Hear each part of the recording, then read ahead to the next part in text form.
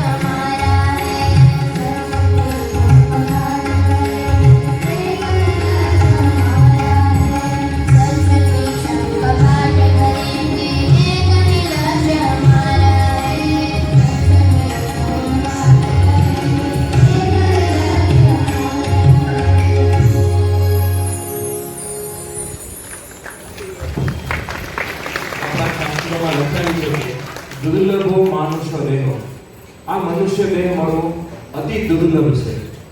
ભગવાને ખૂબ જ કૃપા કરીને આપણને આ મનુષ્ય દેહ આપ્યો છે। આ મનુષ્ય દેહ કરીને શું કરવું, આ વાત પ્રગટ ગુરુ હરિ મહંત સ્વામી મહારાજ સત્સંગ દીક્ષા ગ્રંથમાં જણાવે છે। તે આપણે શ્લોકગાન દ્વારા જાણીએ।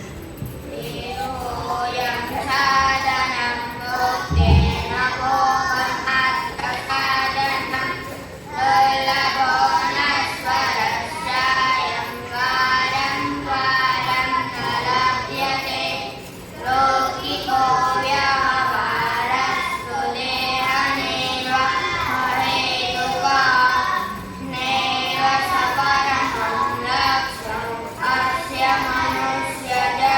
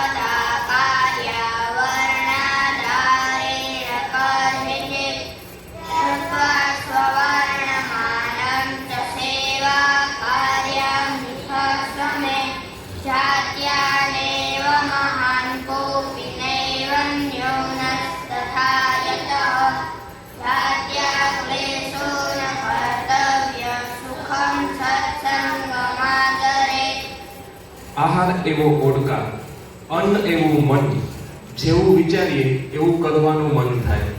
તો આહાર શુદ્ધિ અને વિચાર શુદ્ધિમાં શું કરવું, શું ન કરવું તે અંગેનું માર્ગદર્શન આ સત્સંગ દીક્ષા ગ્રંથ આપી રહ્યો છે.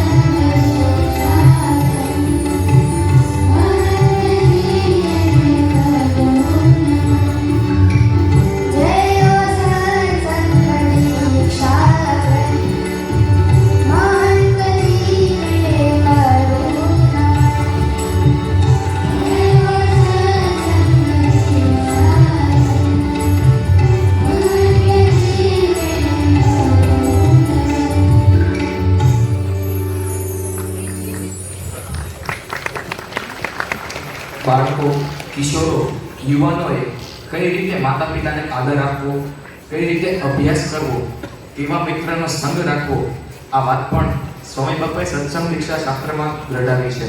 આવો એ શ્લોકોનું પણ શ્રવણ કરીએ. આદરેણ પ્રણામેશ્ચ મધુર વચનાનિધિ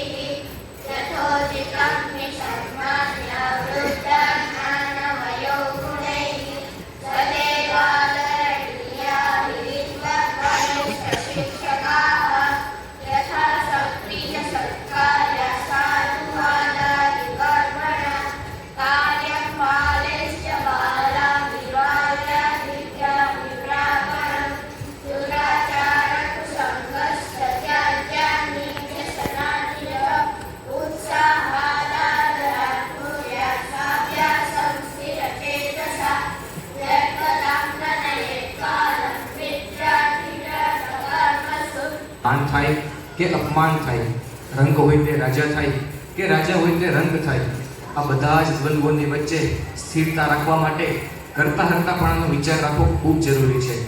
આ વિચારને દ્રઢતા કરાવતા શ્લોકોનું શ્રવણ કરીએ.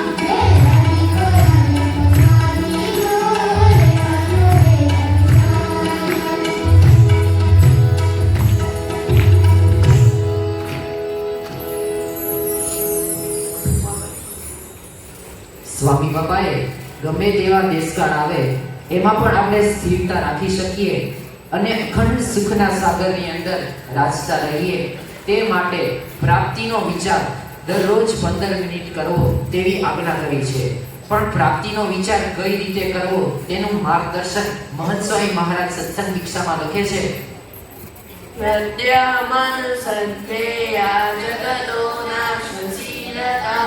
स्वात्मनो नित्यता चिद्या सच्चिदानन्दरूपता भूतव्यच्च भवत्यच्च यदेवाग्रे भविष्यति सर्वं तद्मे हितायैव स्वामिनारायणेच्छया प्रार्थनकर्त्यः कुर्याद्विश्वासभक्तिभावतः गुरुर्ब्रह्म स्वरूपस्य स्वामिनारायण प्रभोः माने शाकामक्रोधादिदोषावेगो भवेत् सदा अक्षरमहमित्यादिशान्तमना विचिन्तयेत् मया सह सदैवास्ति सर्वदोषनिवारकः स्वामिनारायण साक्षादेव बलं च धारयेत्.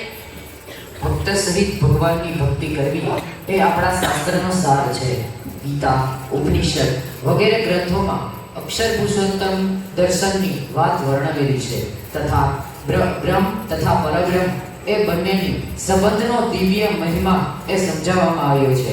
એ જ વાત મહંત સ્વામી મહારાજ એ સત્સંગ દીક્ષામાં વર્ણન કરે છે. વર્તત ઉત્તમો ભક્તો બ્રહ્મ ભગવતોક્ષરં નિત્યં માયા પરમ નિત્યં હરિસેવારतं યતઃ સ્વામિનારાયણ સાક્ષાદક્ષરાધિપતિર્હરિः પરમાત્મા પરબ્રહ્મ ભગવાન પુરુષોત્તમઃ સ એક પરમો વાસ્ય ઇષ્ટદેવો હિ ન સદા તસ્યૈવ સર્વદા ભક્તિ કર્તવ્યાનન્ય ભાવતઃ સાક્ષાત બ્રહ્માક્ષર સ્વામી ગુણાતીત સનાતન તસ્ય પરંપરાદ્યાપી બ્રહ્માક્ષર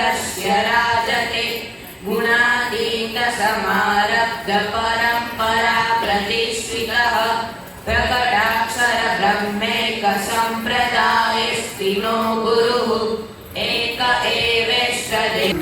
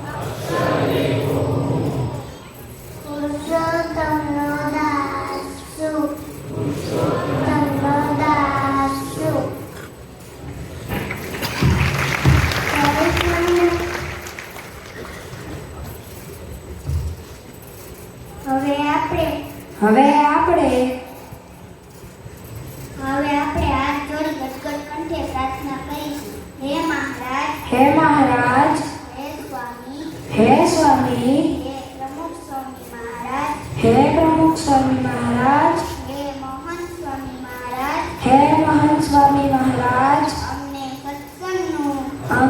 સત્સંગનું યથાર્થ સુખ આવે યથાર્થ સુખ આવે તે માટે એ માટે સર્વની સર્વ સમસ્યાઓનું સર્વની સર્વ સમસ્યાઓનું નિરાકરણ કરજો. નિરાકરણ કરજો. અંતઃશત્રુ થકી અંતઃશત્રુ થકી તથા અહમસ્વરૂપી માયા થકી તથા અહમ મમત્વરૂપ માયા થકી તથા કુસુમ થકી તથા કુસમ થકી રક્ષા કરજો. રક્ષા કરજો. આપનામાં તથા આપના ભક્તોમાં આપનામાં તથા આપના ભક્તોમાં અખંડ દિવ્ય ભાવ રહે. અખંડ દિવ્ય ભાવ રહે. તમના દાસાનુદાસ થઈ રહેવાય. સૌના દાસનો દાસ થઈ રહેવાય. સર્વત્ર સર્વકાળે સર્વત્ર સર્વ કાળે ગુરુનું જ દર્શન થાય ગુરુજીનું દર્શન થાય અને સંપદારવાનું ફળ મળે. અને સંપોધવાનું ફળ મળે.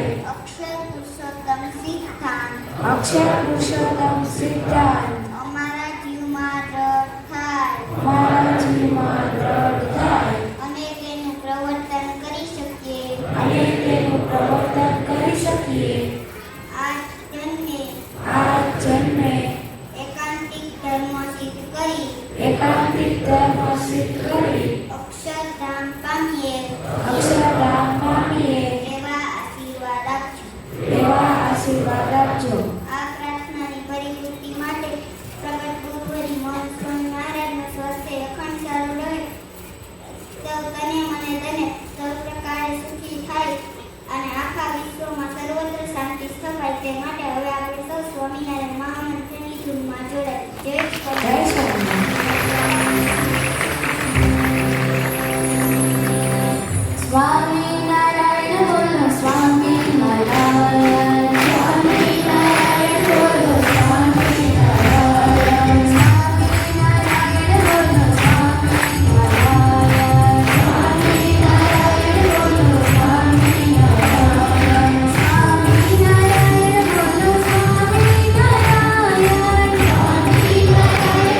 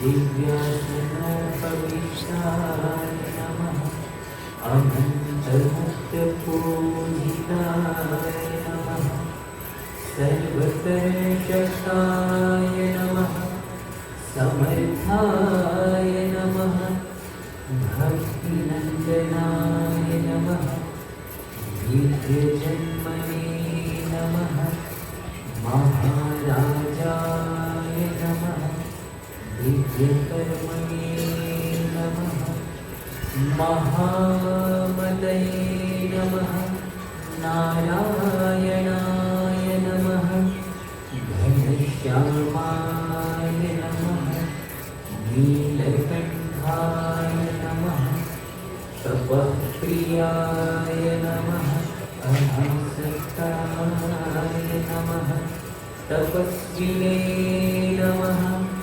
अलिप्ताय नमः भक्तवत्सलाय नमः नैकमोक्षार्थयात्राय नमः सर्वात्मने नमः दिव्यताप्रदाय नमः स्वेच्छाधृतावताराय नमः सर्वावतारकारणाय नमः ज्येष्ठाचरित्राय नमः सर्वकारणकारणाय नमः अन्तर्यामिने नमः सदादिव्याय नमः।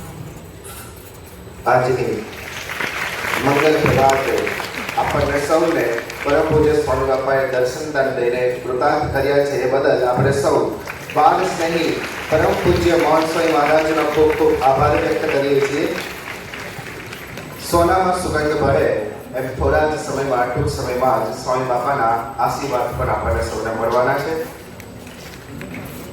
એ પૂર્વે આપણે વિશેષ જાહેરાતોને ધ્યાનમાં લઈએ. આજે સવારે 10 વાગે અક્ષર ડેરીમાં મહાપૂજાનો લાભ પ્રાપ્ત થશે.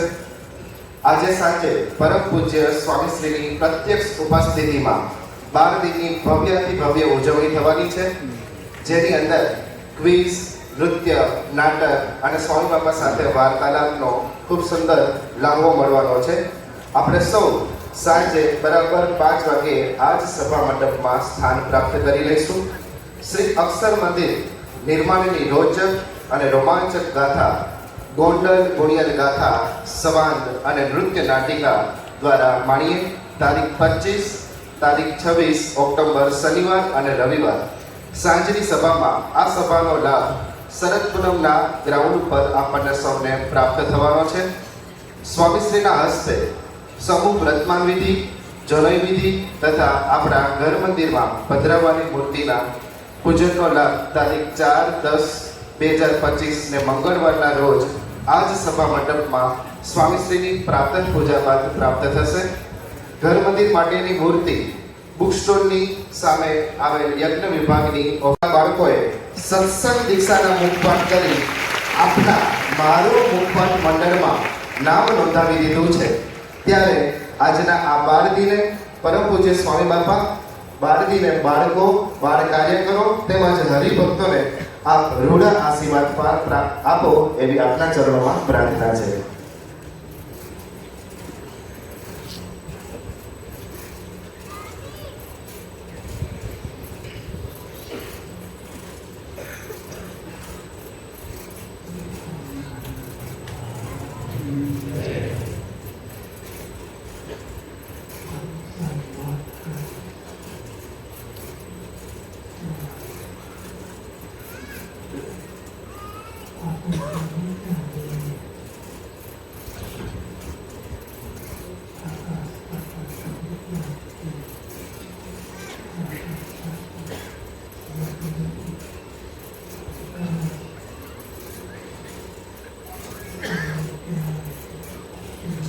સ્વામી બાપાનો સંકલ્પ હતો 10,000 બાળકો એ મુખપાઠ કરે. જ્યારે 15,000 બાળકોએ મુખપાઠ કરી સ્વામી બાપાનો રાજીપો વ્યક્ત કર્યો છે, ત્યારે પૂજ્ય નિર્મલ વદન સ્વામી અને ગુણમુનિ સ્વામીને હું વિનંતી કરીશ કે આજના 12 દિનની જે આમંત્રણ પત્રિકા છે એ પરમ પૂજ્ય મોહનસ્વામી મહારાજ સમક્ષ રજૂ કરે.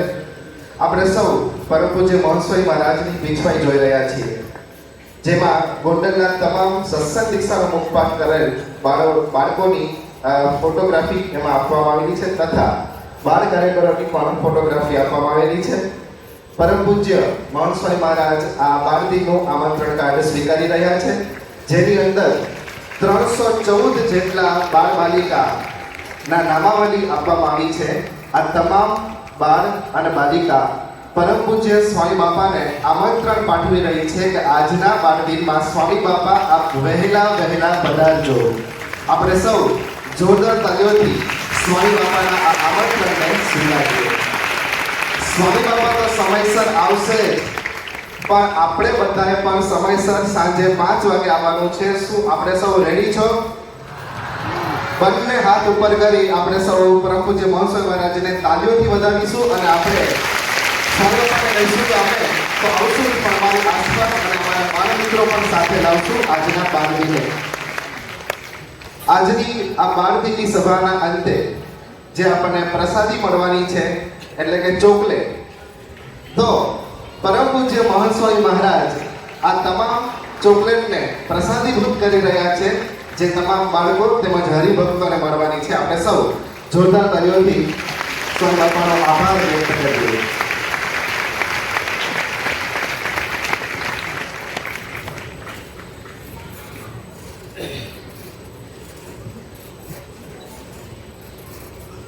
બાળ સ્નેહી મહાન સ્વામી મહારાજની કૃપા આપણા ઉપર વરસી રહી છે, ત્યારે આપણે સૌ ખરેખર ધન્ય છીએ, ખરેખર અહોભાગી છીએ કે આપણને સ્વામી બાપાનો આવો વિશેષ લાભ મળી રહ્યો છે. પરમ પૂજ્ય મહાસ્વામી મહારાજ જે હરિભક્તો દ્વારા આવેલી પ્રસાદીની વસ્તુ માટે પુષ્પ પાકડી પ્રસાદીભૂત કરી રહ્યા છે.